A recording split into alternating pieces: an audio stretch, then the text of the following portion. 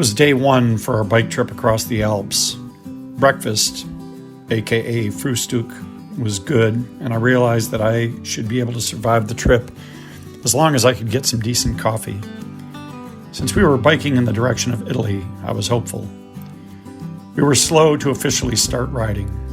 Everyone kept packing and unpacking and doing technical things to their bike. This made me a little self-conscious because I couldn't think of anything I could do to mine, and I wondered if I was missing some critical preparation task. We took the obligatory pre-trip photo, and then we were off, you would think, up the mountain. But no, we were going down. Why are we going down the mountain to start? This seems very counterproductive, I shouted into the wind to no one in particular. As I was to learn, the Alps have many ups and downs, and we just happened to start on a brief down. Before long, we were in cow country. There were many more cows on the trail than I ever would have imagined.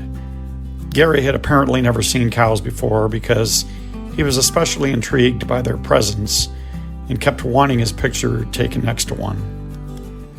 One of the attributes of biking is you have a lot of time to think. Sometimes you need to concentrate on rocks or tree roots or cliffs, but on a long, slow uphill, you can just let your mind wander. While you are traveling through cow country, naturally, you will wonder what cows are thinking. For example, do they realize we are people, or do they think we're just skinnier cows on funny-looking legs? Are they annoyed that they have to wear those bells on their necks with no ability to go sneaking around? Do the cows that have bells with slightly different frequency of ring feel a little self-conscious? I could hear the dialogue in my head as I pedaled along. Hey Mom, why do I have to wear the sissy bell?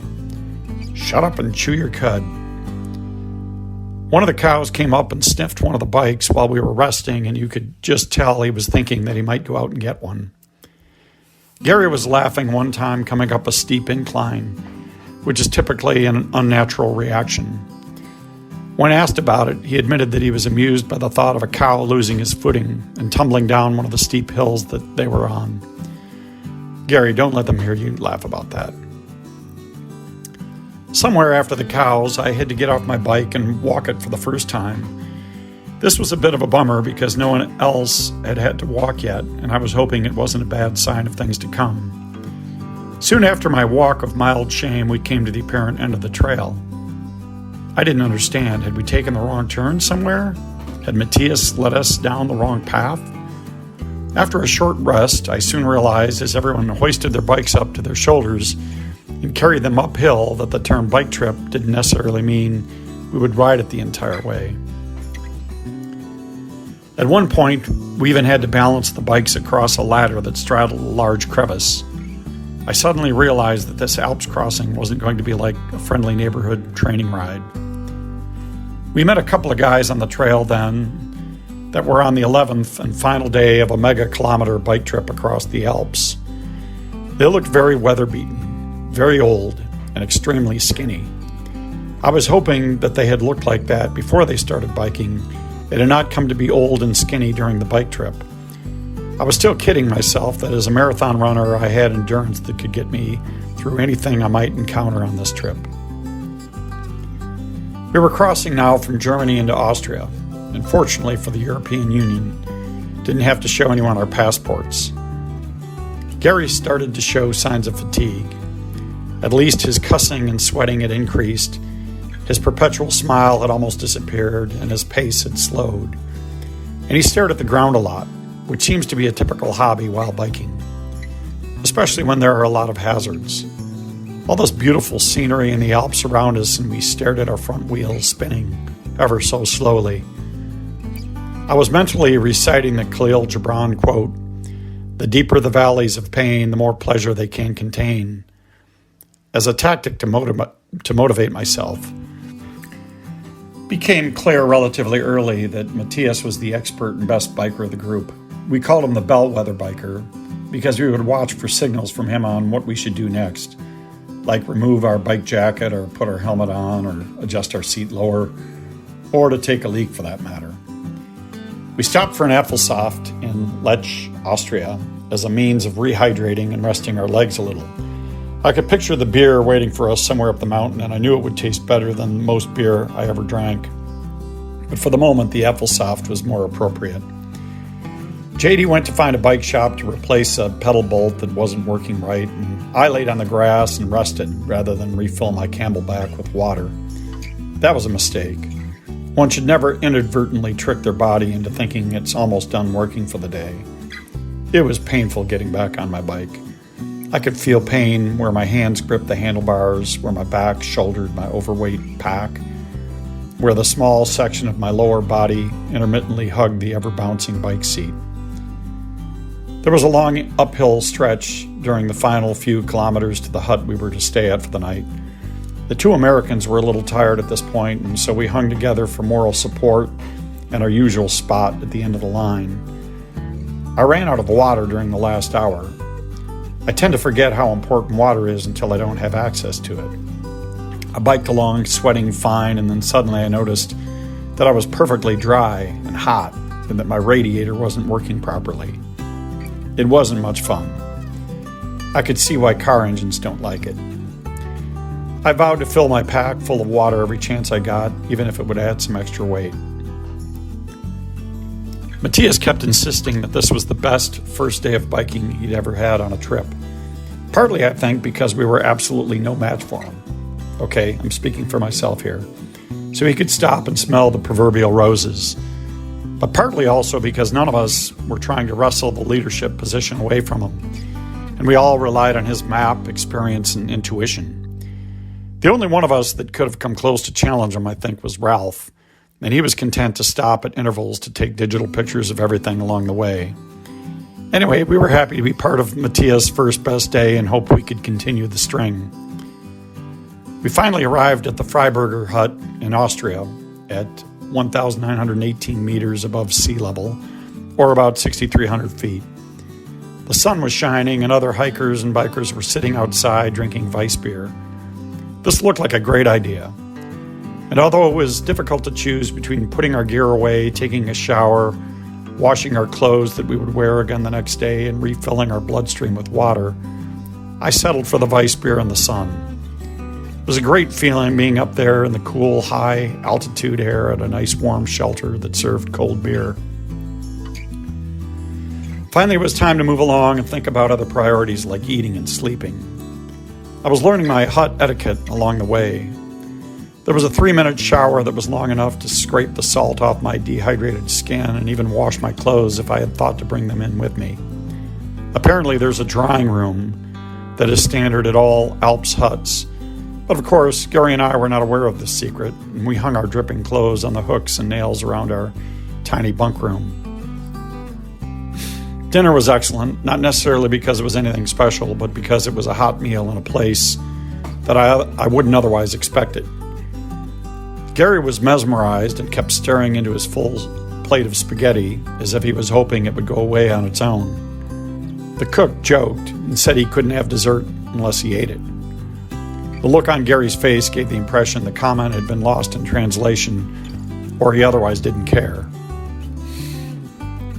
Matthias had a conference call with his employer in the middle of dinner, and he stepped outside to take it, since it apparently isn't proper etiquette to speak about business in a hut. Ralph took his picture to commemorate the irony of it. The poor guy bikes all these kilometers up into the Alps, and then he needs to talk about customer satisfaction with someone that is sitting in an air-conditioned office sipping on a cappuccino. We drank a couple more beers with and after dinner, and it was one of those evenings that I could have just kept sitting there. Of course, that would have made the morning less enjoyable. JD shared his insight that drinking cold beer was a net calorie-burning activity, since your body needed to burn calories to heat the beer up to body temperature after you drank it. That should have been a tip to stop drinking, since we needed to keep the calories that we had to burn the next day on the trail. But we were intent on testing out the theory. One of our crew pointed out a sign that said we should only get our drinking water out of the downstairs bathroom. I became aware of this, of course, after consuming about 2 bottles worth of upstairs water. It's possible I'd seen the sign written in German, but didn't have enough energy to translate it. It was one of those things that I chose not to dwell on, since the damage had already been done. even when Matthias kept reminding me that his co-riders the prior year had a bout with the runs. The spaghetti and Weissbier eventually worked its magic and our conversation slowed. Ralph gave in first and taught Gary and I a German expression, "I won't get old tonight," as he shuffled off to bed. I kept playing that phrase over in my mind. Ralph had more gray hair than the rest of us, and I didn't really know what he meant by it. But it didn't matter. The rest of us followed his lead and also shuffled off to bed.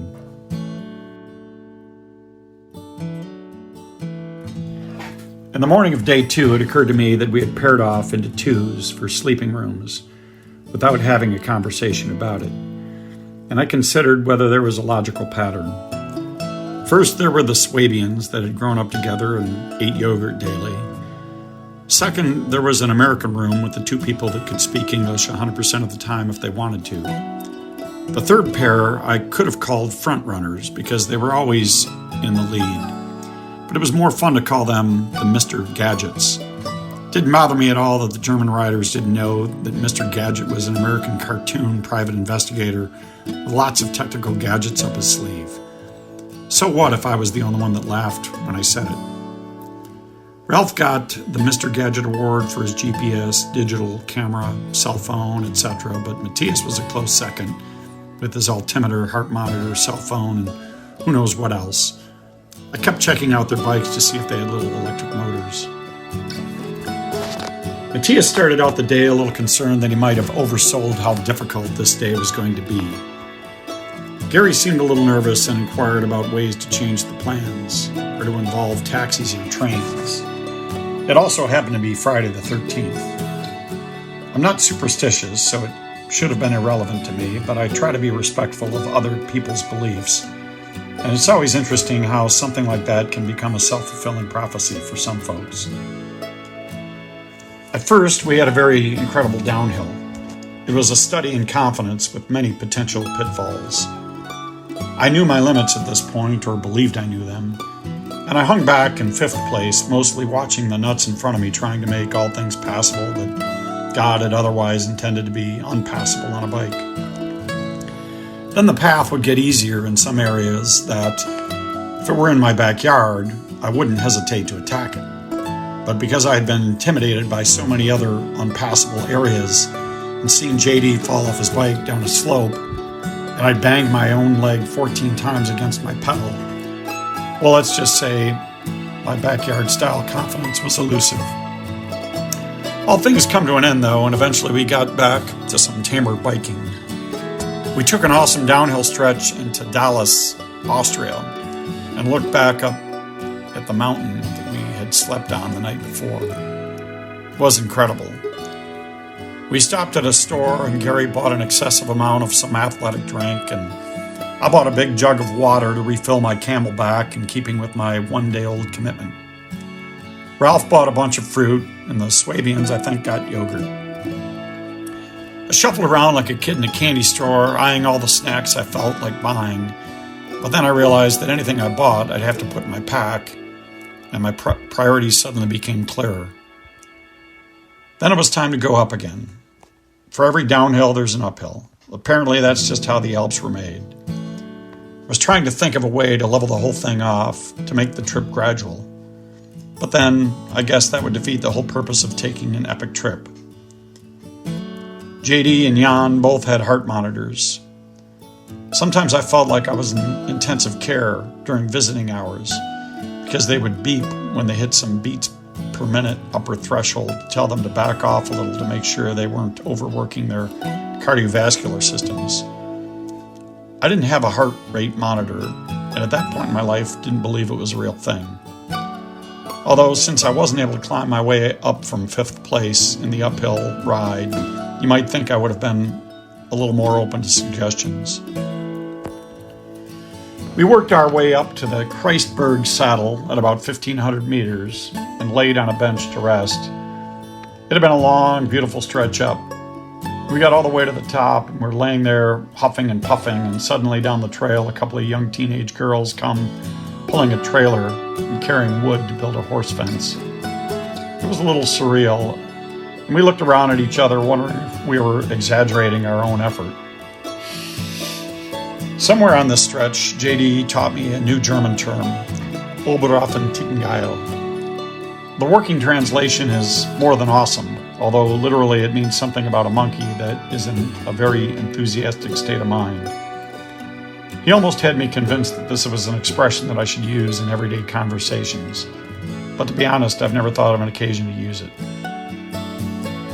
After the next downhill, I started to notice that my groin area was becoming irritated by the sweating bands of my jockstrap, taking on a sandpaper-like quality as my legs shifted up and down on the tiny seat with the constant motion of the pedals. As I do with most things that are slightly annoying but of a non-life-threatening nature, I ignored it. It started to seem like a pattern, but we started uphill again. This would be a long trek. We biked and biked and biked, and it was tiring. My chafing groin was feeling worse, but I didn't want to get off my bike to inspect it. Gary did get off and walk a little, even when I thought he should have been biking. I started to worry that the Americans might be having a problem contending with the Germans. It began to rain at one point, and so we bundled all up in our rain gear. About 2 minutes later, the rain stopped, and so we had to pack it all up again. I was happy, though, because I had spent an awful lot of money on my Gore-Tex rain gear, and I was just glad I got to use it at least once. We had to go across what Matthias called the meadow. He kept asking me what it should really be called in English, but I couldn't think of a better word. I always feel a bit bad when one of my German friends will ask me to correct their English grammar or come up with a better word and I can't do it. Of course, we had to carry our bikes in the meadow because nobody in the Alps, up until then, had had the good sense to come and move the rocks in a more bikeable pattern. Gary was apparently staring at the ground a lot, and he shared his observation that the cow manure to dirt ratio was very high in this area. Matthias refused to walk his bike until he was absolutely forced to, and there was one point where his front tire stuck right in the mud, and his shoes stuck in his clips, like they normally do in that situation, and he flew over his handlebars and landed in the meadow mud. He wasn't hurt, and I'm pretty sure nobody laughed at all, but it was still nice to see that he too wasn't invincible. We had to carry our bikes for what seemed like kilometers, and I was starting to get very tired. JD knew this, and so he told me he would give me 50 Deutschmarks if I swam to the middle of a small lake. Any other time and place I would have done it, but I wasn't sure how far away my proverbial limit really was, and so I declined the offer. Not long after that, I had another setback. I heard a clink as I was carrying my bike across some boulders, and I looked down and saw a large washer-like metal piece on the ground. There normally aren't random pieces of metal in the middle of the Alps, and so I took this as a bad sign. After some investigation, it was clear my rear shock was broken, and I wasn't going to be able to fix it. Matthias was even able to reach the bike shop by phone, but they couldn't think of a suggestion. The only option was for me to carry my bike a few kilometers to the hut we were staying at for the evening and then brainstorm alternatives. This was a long, lonely drag. I was now in last place. My bike was unrideable. My groin area was chafing from my jockstrap, and I could feel the altitude now as I was out of breath with every hoist of my bike over a dumb boulder. And so my attitude declined rapidly. I was contemplating to what extent there was an inverse relationship between altitude and attitude. I'd start to recite the Khalil Gibran quote, but the word pain just flashed in my head in bright red letters, and I tried to clear it from my mind. As I was feeling sorry for myself, I continued to let my mind wander to miserable places. I was thinking about the psychology of being in last place on a bike ride. My youngest daughter had complained about it before on family bike trips, but it suddenly became clear to me. Whoever is in last place is the only one that never really gets to rest. Everybody in front will congregate in a pleasant setting, eating power bars, staring at the scenery, probably telling jokes and waiting for you to make sure you're still alive and coherent. But then as soon as they see you're okay, they all take off again completely refreshed. Of course, instead of resting too, you have to keep moving to make sure you don't fall farther behind. I looked around to see what it would be like if I had to sleep out where I was, a sort of worst-case scenario. It was cold, and the wind was blowing hard, and I had just a couple of power bars and no flashlight, and the word pain would probably flash all night in bright red letters. It wouldn't have been much fun. I finally caught the group for bike pictures in the snow, and I felt a bit better. They had not abandoned me to die on a small trail in the Alps after all, at least not yet. We reached 2,320 meters, or about 7,600 feet, at the Heilbronner hut. JD and Matthias tied the two parts of my bike frame together around my broken shock with some spare rope that Matthias had strapped across his chest like a superhero for a moment exactly like this one. I realized that even with the broken shock, I would be able to stand on my pedals and coast downhill. In my swirling world of negativity, that was a slight positive, at least for the downhills. Shortly thereafter, we finally reached the hotel that we would stay at for the evening. There was drinkable water available on all floors. There was a salad bar, ice cream, and a dessert named Germkanoodle, specially ordered for Gary as a sort of morale booster. As was our custom, we had a wide-ranging dinner conversation from geopolitics to cultural observations. We discussed topics like the American versus European perspectives of drinking ages and driving ages, and whether the McDonald's-style fast food culture would ever catch on in Europe and force the rejiggering of sizing for lederhosen. I'm pretty sure we arrived at a lot of brilliant conclusions, but unfortunately forgot to write them down. As the beer and water flowed through my bloodstream, I had to walk down the stairs to the bathroom several times. With each step, I could feel my jockstrap wounds and my attitude getting worse. I made the mistake of inspecting my wounded area. It was an ugly sight. I had run long distances in the rain many times without Vaseline to protect areas of knowable friction, and I had never come close to doing the sort of damage I had done this day on a bike seat. Between this setback and my broken shock, I began to slip lower in my dinner chair, thinking that my group was going to need to cut me loose. I'd be the first and potentially only casualty. I could feel myself becoming the story that everyone would tell their friends for years to come. Yeah, and there was this one guy on the trip that... I thought about calling home to complain and potentially get some motivation or advice, but I thought I would just worry my wife. So I decided to just sleep on it and see what the morning would bring. I took a small unscientific survey. Exactly none of the other bikers wore a jockstrap underneath their bike shorts. So I dwelled on that for a while. Who in my life was supposed to tell me that I wasn't supposed to wear a jock? My older brother? My bike buddies? The bike shop that sold me this expensive bike with the broken shock? Some men's magazine? Or was this some sort of instinct that should have been programmed into my DNA? These questions were spinning around my head and getting mixed up in the geopolitical conversations and making for a miserable sort of pity stew. Ralph tried to comfort me by teaching me a Japanese expression translated into German, Der Weg ist das Ziel. Translated into English, that means the way is the target, or better known in America maybe as the expression, it's not the destination, it's the journey. This wasn't very helpful to me right then, because to me the destination was, in fact, the destination.